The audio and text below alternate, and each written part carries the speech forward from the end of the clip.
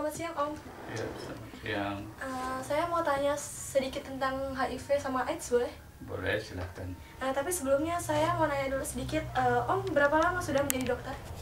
Saya menjadi dokter sejak tamat sampai sekarang lebih kurang 25 tahun. Nampak kan? Bekerja sebagai dokter apa? Umum atau spesialis? Sebagai dokter umum di Rumah Sakit Budi Kemuliaan Batam. Baiklah, sekarang teman saya mau bertanya-tanya sedikit tentang HIV, boleh Om? Boleh, silakan. Apa itu HIV? HIV adalah suatu virus yang menyebabkan AIDS. Jadi HIV itu virus ya, jadi HIV singkatan dari Human Immune Deficiency Virus. Jadi virus yang menyebabkan menekan daya tahan tubuh manusia. Sedangkan penyakitnya disebut AIDS. Jadi AIDS itu adalah gejala-gejala atau kumpulan atau sindrom atau kumpulan gejala-gejala penyakit yang diakibatkan oleh HIV. Misalnya pada pasien itu sudah ada mencret atau ada TB atau ada tokso otak dan penyakit-penyakit yang lain, sehingga kumpulan penyakit-penyakit ini disebut AIDS atau HIV AIDS. Lalu apakah bahaya HIV bagi tubuh manusia? HIV sangat berbahaya bagi tubuh manusia karena dia akan menyebabkan beberapa penyakit dan bisa menyebabkan kematian. Dengan pertama-tama HIV akan menyerang kekebalan tubuh manusia sehingga tubuh manusia akan rentan dengan kemasukan bibit penyakit lain seperti TBC, tadi kan tokso otak dan penyakit-penyakit lain yang akan melemahkan tubuh sehingga akan menyebabkan kematian atau sakit yang lama. Sedangkan virus HIV sendiri itu belum ada obatnya sampai sekarang. Jadi yang ARV atau antiretroviral itu hanya menekan virus HIV. Jadi bukan membunuh semua virus HIV di dalam tubuh manusia. Jadi orang sekali kemasukan virus HIV akan seumur hidup di dalam tubuhnya, sehingga dia akan seumur hidup pula memakai obat ARV ini. Tapi walaupun dimakan seumur hidup tidak akan memusnahkan seluruh virusnya? Betul, jadi tadi sudah saya katakan bahwa virus HIV/AIDS ini tidak bisa dibunuh atau dihabiskan dari dalam tubuh, sehingga pemeriksaan viral load yang negatif pun di dalam bidang kedokteran itu bukan berarti virusnya tidak ada, tetap ada, tetapi di bawah, kalau pemeriksaan viral itu di bawah 10 mikron ya. Jadi berarti sebenarnya di bawah 10, tetapi virusnya masih tetap ada. Jadi tidak mengeradikasi atau menghabiskan virus di dalam tubuh manusia. Bagaimana penyakit HIV itu dapat ditularkan? Jadi penyakit HIV ditularkan pada umumnya lewat cairan tubuh ya, seperti darah, kemudian air ketuban, air susu ya. Nah, dari cairan tubuh ini biasanya cara-caranya berupa satu, misalnya dari darah ini dari pengguna narkoba yang menggunakan jarum suntik. Biasanya pada pengguna narkoba itu sekali sedot obatnya itu digunakan beramai-ramai, misalnya 5 orang. Jadi dengan obat yang sedikit menghemat mereka, jadi obatnya sedikit disedot di dalam jarum suntik, kemudian ditusukkan ke dalam pembuluh darah, kemudian disedot, kemudian dimasukkan lagi, berbagi misalnya 5 orang. Jadi salah satu dari pengguna narkoba ini mengandung virus HIV, maka teman-teman yang lain akan ketularan. Jadi lewat jarum suntik atau lewat darah ini sangat tinggi kali penularannya, bisa sampai 80%. Yang kedua tadi lewat air susu ibu ya. Saya ulangi juga bahwa lewat darah tadi, lewat salah satunya juga lewat transfusi darah ya. Tetapi transfusi darah sekarang ini sudah menggunakan screening. Jadi sudah sangat aman. Jadi bahwa sebelum darahnya digunakan biasanya diadakan pemeriksaan, baik itu hepatitis, HIV, kemudian penyakit infeksi menular seksual lainnya seperti gonorrea dan yang lain-lain, penyakit kelamin, itu diperiksa dulu darahnya. Kalau ada positif itu darahnya akan dibuang, jadi tidak digunakan. Jadi jangan takut untuk menggunakan darah dari PMI. Yang ketiga itu melalui susu ibu, dari ibu-ibu yang HIV/AIDS positif, HIV positif ke anaknya, ke bayi ya. Makanya pada ibu-ibu yang HIV/AIDS positif itu tidak dianjurkan untuk menyusui anaknya. Biasanya menggunakan susu kaleng, dan biasanya pada kelahirannya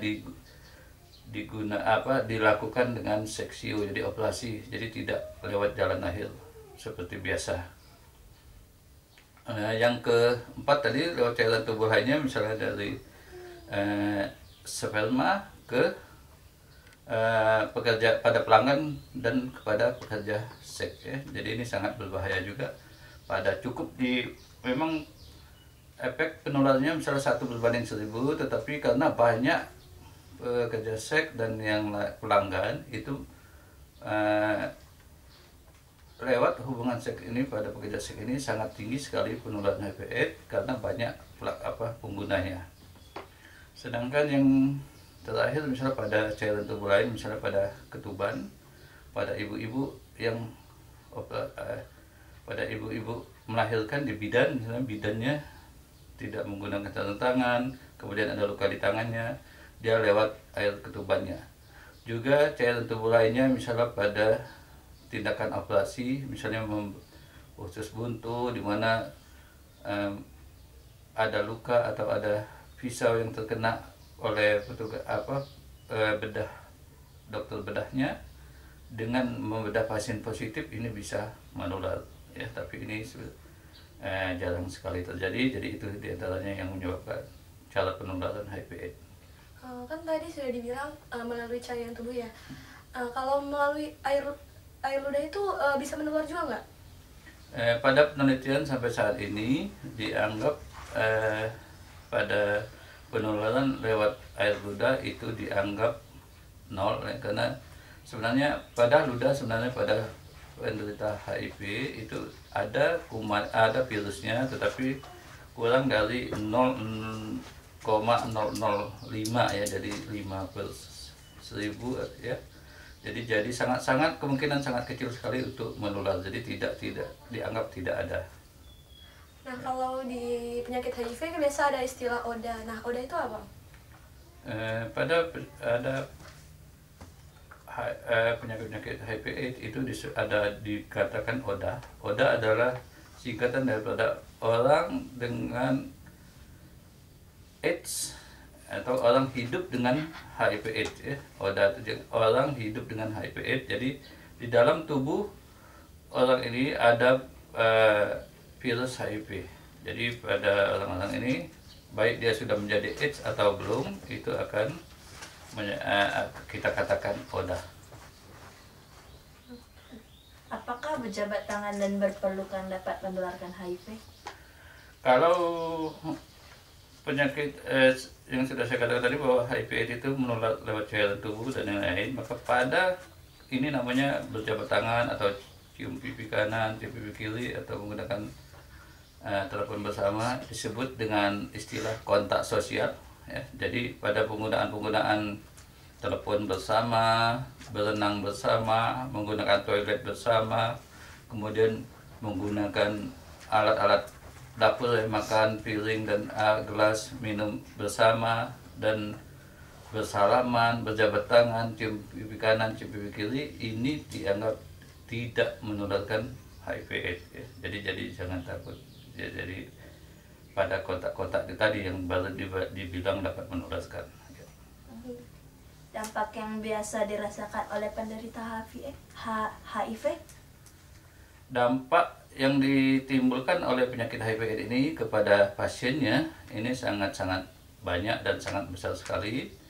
Itu bisa berdampak pada tubuh penderita AIDS-nya sendiri atau penderita HIV/AIDS-nya sendiri, atau pada ekonomi keluarga ya. Jadi pada pasien AIDS, pada penderita AIDS, jadi orang-orang dengan AIDS ini akan rentan sekali mendapat penyakit-penyakit yang pada orang sehat ini akan sangat sulit terjangkit, tetapi pada orang HIV/AIDS sangat-sangat mudah sekali. karena daya tahan tubuhnya sudah digerogoti oleh virus HIV ini. Ya, jadi misalnya pada orang-orang biasa yang tidak menderita HIV/AIDS itu kalau mencret atau diare itu sangat sulit, tetapi pada penderita HIV/AIDS ini sangat gampang dengan makan makanan yang sederhana yang biasa dimakan sehari-hari, tetapi ada kuman sedikit aja dia akan cepat berkembang biak sehingga akan menyebabkan diare yang berkepanjangan bisa lebih dari 1 bulan atau 2 bulan. Kemudian juga akan menyebabkan pada penyakit-penyakit lain seperti yang sangat berbahaya seperti pneumonia ya. Pneumonia itu ada infeksi paru-paru yang sulit sekali disembuhkan karena kumannya sangat-sangat tahan terhadap antibiotik tertentu. Kemudian juga TBC ya, TBC bisa menyebabkan batuk darah, dan kalau lama dan sulit diobati atau kena tempat-tempat tertentu akan menyebabkan anemia dan bisa menyebabkan kematian juga ya. Kemudian pada penyakit yang lebih berbahaya lagi, misalnya pada meningitis TB ya, yang disebabkan oleh kuman TBC yang ke otak, kemudian juga oleh toksu otak, akan menyebabkan kelainan saraf pada penderita tersebut. Itu baru hanya dampak kepada penderitanya. Sedangkan pada segi ekonomi itu akan menyebabkan lebih ini lagi, menyebabkan lebih berbahaya lagi karena ini akan menjedot ekonomi keluarga ya. Jadi biasanya pasien-pasien ini karena sakit-sakitan ya, jadi bolak-balik masuk rumah sakit, atau baik kalau dia bekerja pada instansi tertentu ya, baik swasta atau pemerintah, karena sering sakit biasanya akhirnya berhenti atau mengundurkan diri, jadi akan menekan ekonomi keluarganya ya. Apalagi kalau dia sebagai kepala keluarga. Kemudian juga pada penyakit ini juga akan menyebabkan dampak psikologis juga pada keluarga ya, misalnya malu atau dan lain-lain yang lainnya. Jadi banyak yang jadi pada penderitanya akan menyebabkan penyakit-penyakit dan sakit-sakit. Kemudian pada ekonomi keluarga akan menyebabkan kalau dia kelas menengah bisa menjadi miskin ya. Kemudian karena dia terus-terusan digerogoti oleh penyakitnya, tidak bisa masuk kerja, berhenti bekerja dan lain-lain. Jadi akan menyengsarakan juga keluarganya ya. Di dampak sosial pada masyarakat ada juga dampak negatifnya. Pada dampak sosial pada masyarakat ya, kalau dia tidak memakai prinsip stop atau cukup sampai di dia biasanya, misalnya kita pada pekerja seks, kalau dia tetap bekerja, ini akan berdampak kepada pelanggan-pelanggannya. Pelanggan-pelanggannya akan bisa tertular penyakit HIV/AIDS ini, dan pada pelanggan ini biasanya mempunyai keluarga di rumah ya, istri, kalau istri suaminya, kalau suami ke istrinya, jadi akan menyebabkan penularan kepada keluarga yang lain ya, terutama ibu-ibu rumah tangga. Nah, kalau dilihat dari realitas sekarang kan banyak ODA yang sebagian besarnya dikucilkan oleh masyarakat. Nah, tindakan itu sudah benar atau salah? Pada program HIV/AIDS ini disebut dengan stigma ya. Stigma ini mengucilkan pasien dengan HIV/AIDS dari kehidupan sosial atau dari keluarga. Pada ini sebenarnya sangat-sangat salah dan sangat tidak manusiawi, karena ini sebenarnya tidak tepat tindakan ini. Jadi seperti yang kita ketahui tadi, sudah saya katakan bahwa jangan takut ketularan HIV/AIDS. Kita melakukan stigma biasanya takut ya, takut kita menular ke kita. Kalau kita sudah tahu tadi cara-cara penularannya tadi, yang penting kita tidak melakukan pekerjaan yang berisiko tinggi seperti melakukan hubungan seks di luar nikah ya, atau yang lain-lain, dan yang berdampak pada cairan tubuh, yang kontak cairan tubuh tadi, jadi tidak usah takut ya. Jadi dengan kontak-kontak sosial seperti bersalaman, cium pipi kanan, cium pipi kiri, kemudian hal-hal lain yang menggunakan toilet bersama, makan bersama, berpelukan, menggunakan kolam renang yang sama, jadi tidak akan menularkan ya. Jadi jangan takut, jadi tidak perlu kita lakukan stigma. Jadi stigma adalah salah dan itu tidak tidak baik dan tidak mendukung pasien yang sakit, di mana dia sebenarnya pasien ini sudah sangat-sangat menderita. Jadi dia harus kita dukung ya, harus kita kasih motivasi supaya dia mau berobat. Yang terakhir, bagaimana sistematika penyakit HIV ini dapat menimbulkan kematian pada akhirnya? Pada penyakit HIV/AIDS ini biasanya dapat menyebabkan kematian dikarenakan pertama daya tahan, tadi sudah saya bilang kan, virus HIV ini pertama-tama akan menggerogoti daya tahan tubuh manusia. Ya, daya tahan tubuh manusia itu bisa saya analogikan dengan pasukan atau tentara ya. Misalnya pasukan tentara Indonesia itu di Batam ini ada 100 orang. Nah, begitu ada di penyusupan tentara misalnya Singapura, itu dia akan menyerang tentara ini, misalnya diserang, dibunuh satu-satu, misalnya tinggal 2 orang, jadi 88 misalnya sudah dibunuh, jadi tinggal 2 aja untuk mempertahankan Batam ini. Maka dengan dua orang ini aja, jadi untuk menahan penyusupan tentara lain, misalnya dari Malaysia atau dari Vietnam atau dari negara tetangga lain, itu sangat mudah sekali. Jadi saya analogi bahwa misalnya penyakit negara-negara lain itu misalnya penyakit TBC, kuman TBC dengan cuma daya tahan tubuhnya cuma tinggal 2% misalnya gitu, dengan sangat gampang masuk ke dalam tubuh manusia, bisa menyebabkan penyakit TBC. TBC ini akan menyebabkan batuk darah yang berkepanjangan tidak diobati akan menyebabkan kematian. Begitu juga dengan tokso itu sebenarnya tidak ada di otak, tetapi karena daya tahan tubuhnya tadi, pertahanannya tadi tinggal sedikit, dia gampang sekali menyusup ke otak menyebabkan bisa kelainan neurologis ya, kelainan sarafnya bisa lumpuh, dan bisa juga kalau menekan pusat pernapasan akan menyebabkan kematian ya. Oke, itu di samping itu tadi saya bilang, saya mengingatkan bahwa ada cara untuk mencegah HIV/AIDS ya, ada yang di dalam HIV/AIDS, jadi jangan takut, ada beberapa cara untuk mencegah yang disebut dengan ABCD ya. A-nya disebut abstinensia, berarti kalau memang kita belum menikah atau belum jangan coba-coba melakukan hubungan seks ya. Nah, pada pelajar-pelajar biasanya karena informasi sangat terbuka, salah menggunakan internet, buka situs yang salah ya. Apalagi ini temannya laki-laki misalnya, belum apa-apa mereka sudah melakukan ini, dan ini sangat berbahaya. Biasanya mereka akan pergi kemana-mana ya, bisa ada yang pernah saya dilokalisasi, saya pernah menemukan yang masih berseragam sekolah ya. Ini sebenarnya sangat berbahaya ya, jadi jangan coba-coba dilakukan. Jadi abstinensia, jangan sekali-sekali melakukan hubungan seks kalau belum menikah. Kedua adalah B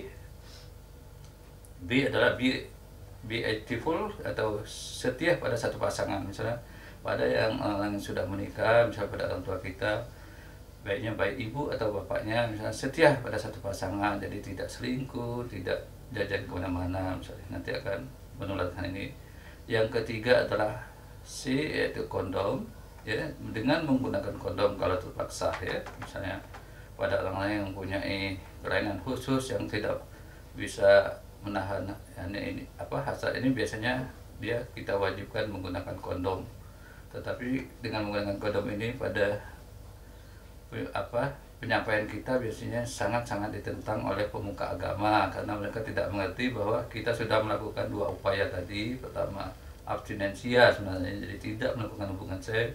Yang kedua tadi setia kalau sudah bersuami istri.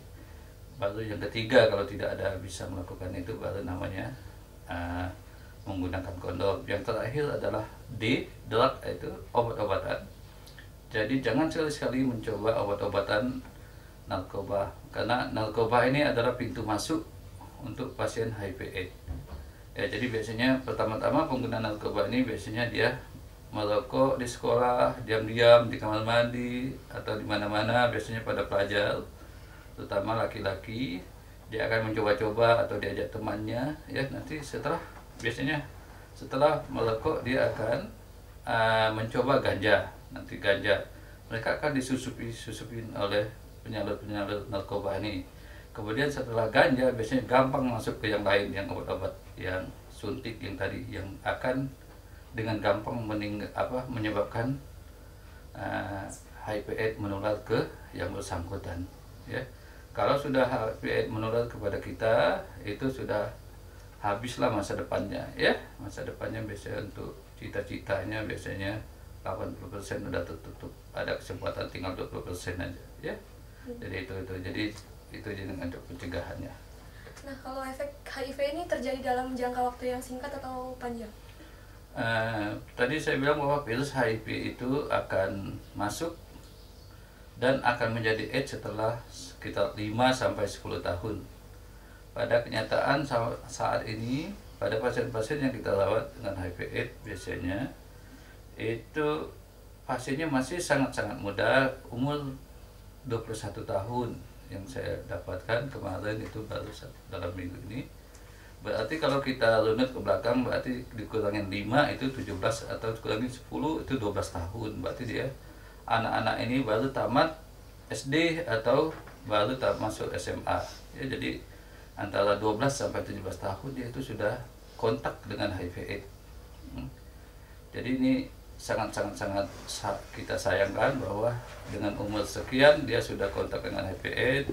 Makanya kita harapkan untuk tidak pada kita akan melakukan, biasanya kita menganjurkan untuk penyuluhan HIV/AIDS pada anak-anak yang baru masuk ke SMP atau ke SMA, karena untuk mengetahui cara penularan HIV/AIDS ini, dengan begitu mereka akan bisa menghindarkan penyakit HIV/AIDS.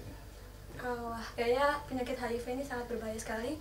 Nah, baiklah, kami rasa informasi yang telah Bapak berikan tadi telah cukup. Terima kasih atas informasinya. Selamat siang.